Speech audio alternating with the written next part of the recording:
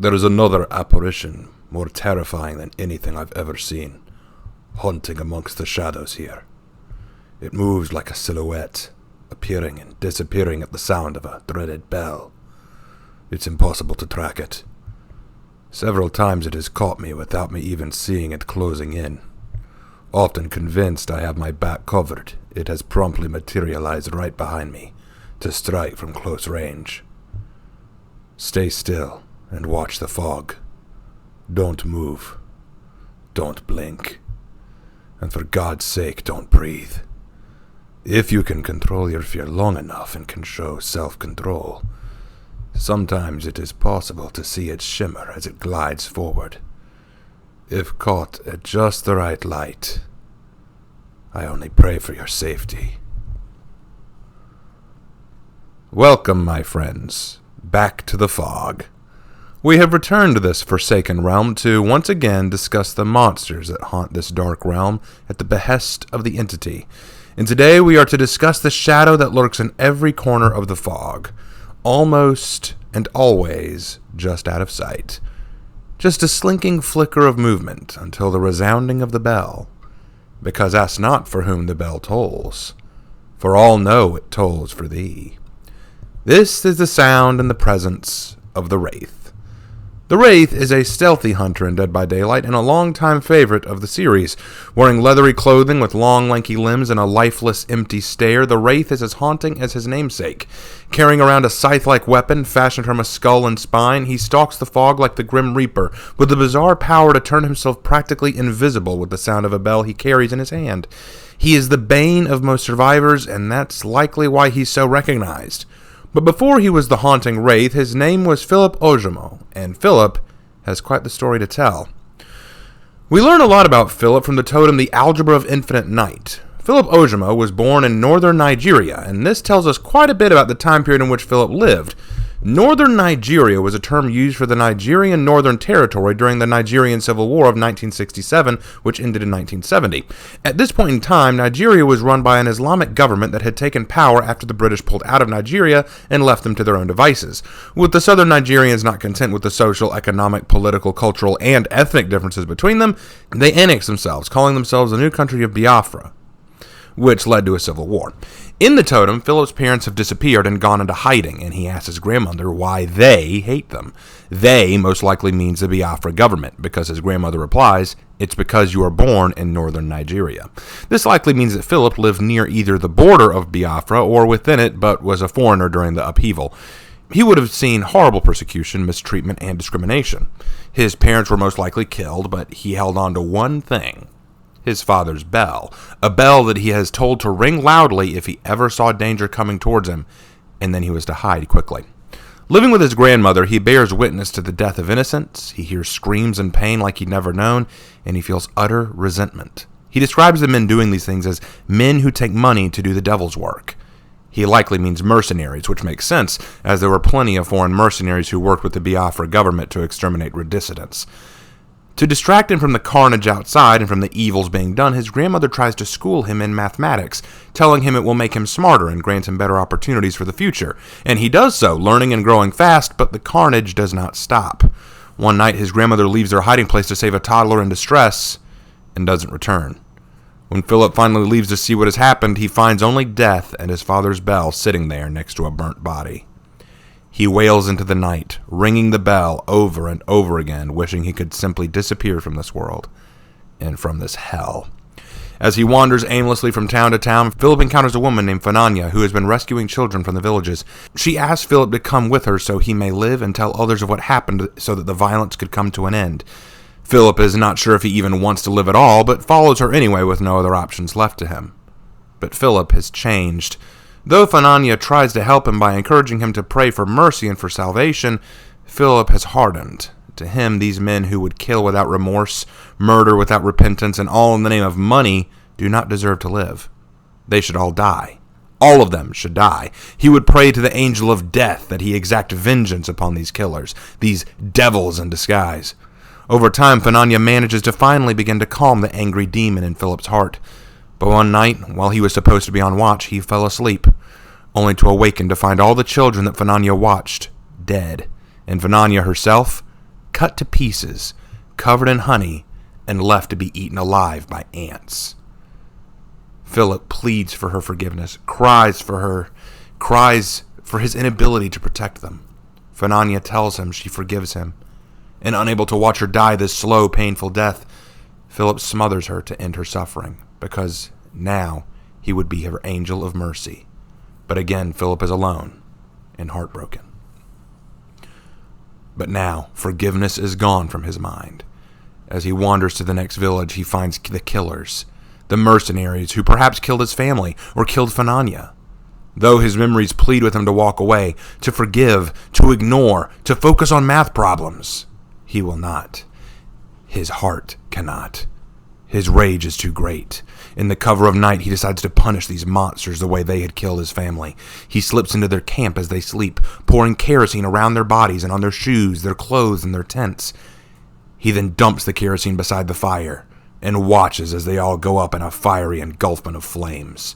He tries to flee, but some of the fire reaches him and burns his skin to repay him for his crime. But he is still victorious, and that's all that matters. He lay in the dirt, triumphant and proud, as he rings his bell of triumph. He is the Grim Reaper, the Angel of Death.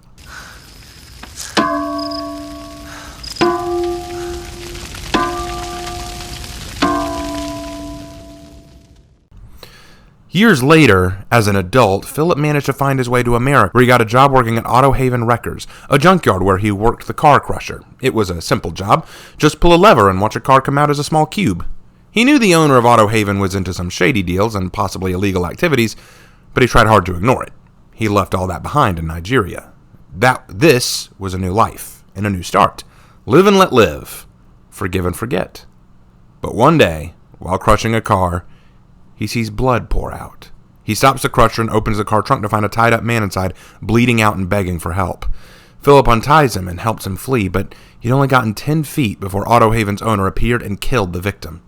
Horrified, Philip demanded answers, and that's when he was told. He had been an unknowing executioner, used to kill and silence undesirables that the mob wanted dead. And so it all came back to him. Philip was being paid to kill. Unknowingly true, but no less repugnant. This man who would trade money for life was just like the miserable monsters who had killed his mother and father, and his grandmother, Fananya, the children, and had tried to use him to be the same.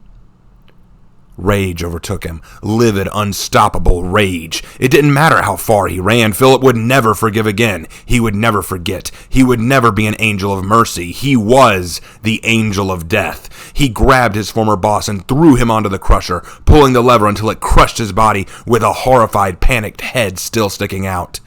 He then wrenched the skull and spine out and wandered away, where the thick fog greeted him and granted him the title of the Angel of Death. Now, do I need to even explain the mental state of the Wraith? Trauma shaped Philip into a killer, pain and revulsion at the injustices of war. But he sought justice. He wanted revenge for the deaths done and the losses he'd suffered, and when he realized that no matter where he went there were devils everywhere, the bell that was once used to hide him from the world was now used to resound his victory. I really like the Wraith story, though. It is incredibly dark and depressing. It hurts to read because Philip was genuinely a child who could have done a lot with his life given the opportunity, but the horrors of war and the brutality of wickedness crushed the innocence he once had. Now he's literally a wandering husk, a wraith of who he used to be, exacting vengeance on those he feels are just evil by nature. He's a vengeful spirit, and he has quite the power to help him be one. The Wraith's power allows him to ring his bell and turn partly invisible. If he moves, you can faintly make out his image as his body causes distortions in light around him, so you can sometimes get a hint as to when he's coming, but it's not easy. Also, while he's invisible, he moves twice as fast. The downside is he cannot attack while invincible. He must ring his bell again to become visible, and that takes time, which survivors can use to escape or flee. The power is simple but highly effective. I'm not very good with the Wraith, but when I do play him, my strategy is to use my invisibility to find the survivors quickly. If they see me coming, I don't reappear immediately, but begin to chase one until I get close enough. Then I reappear, but by the time I do reappear, I can usually make up for the lost distance. I also keep up the pressure by switching in and out of invisibility quickly, and I often run perks that increase the speed of my invisibility switches. This helps in the chase, which is where Wraith needs the help. Now, his personal perks are Predator, Bloodhound, and Shadowborn. These perks are helpful in tracking survivors, which is helpful for a hunter like Wraith. Predator allows scratch marks left by survivors to be placed closer together, better allowing you to track survivor movements.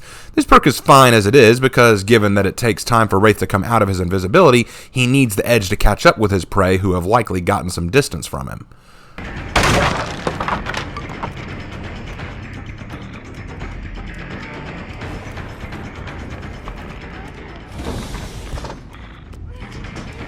Bloodhound makes pools of blood from injured survivors show more clearly and last longer. I love this perk because a typical strategy for survivors is to hide in lockers or in bushes. But if I can follow their blood, I can find them that much easier.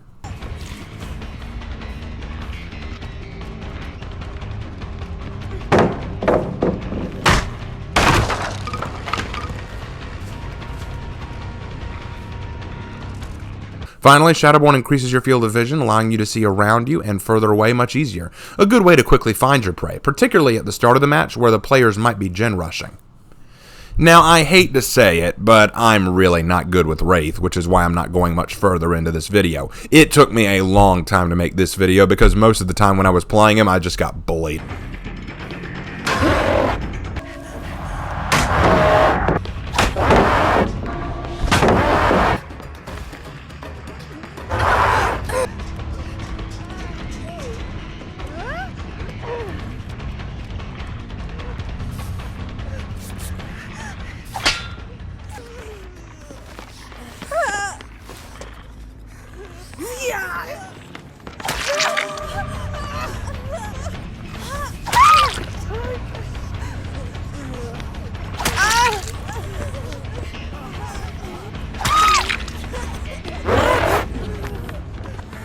Not a lot of fun, but that doesn't mean I don't find him fascinating. One thing you learn very quickly about me and my relationship with Dead by Daylight is that even if I don't like playing a character, I can still really like them. Wraith is one such character. His story is very dark and fitting for who he is, changing the kind of faceless and expressionless killer into a depressing character. I actually feel sorry for him, which surprised me. The weapon and power he uses bears far more weight knowing what it means to him, and it leaves me wondering how things could have been if circumstances had altered ever so slightly. But here in the fog, there are no take-backs and there are no what-ifs. There is only what is and what isn't. The Wraith is a killer, a grim reaper who vanishes from sight only to appear again with the ringing of the bell. He is the disciple of darker powers now, and though he is not a devil who kills for money, he is now a specter who kills for a far darker entity. Thank y'all for watching, and I'll see you in my next video.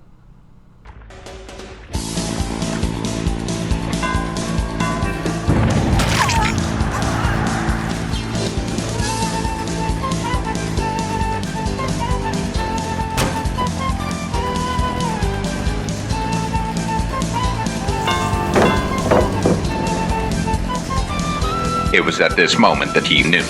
He fucked up.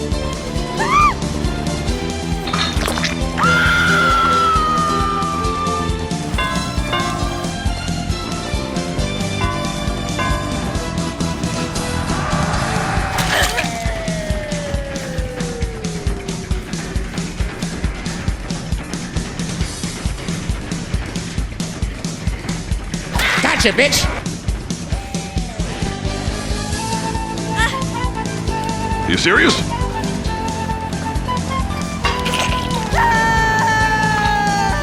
Cougar, don't make me do this. Alright, meet technology. You run away, you big dumb cat.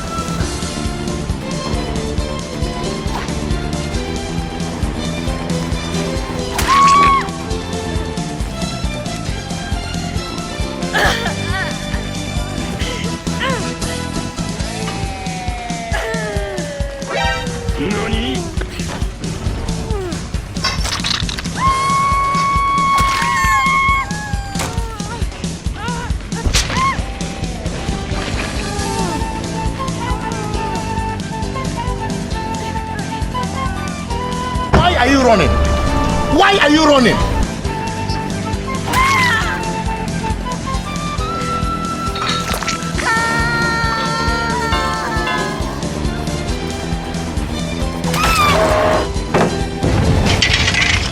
All right, we'll call it a draw.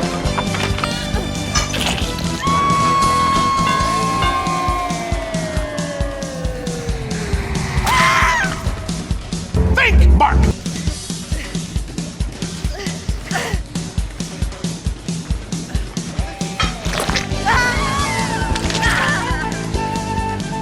Oh shit, here we go again.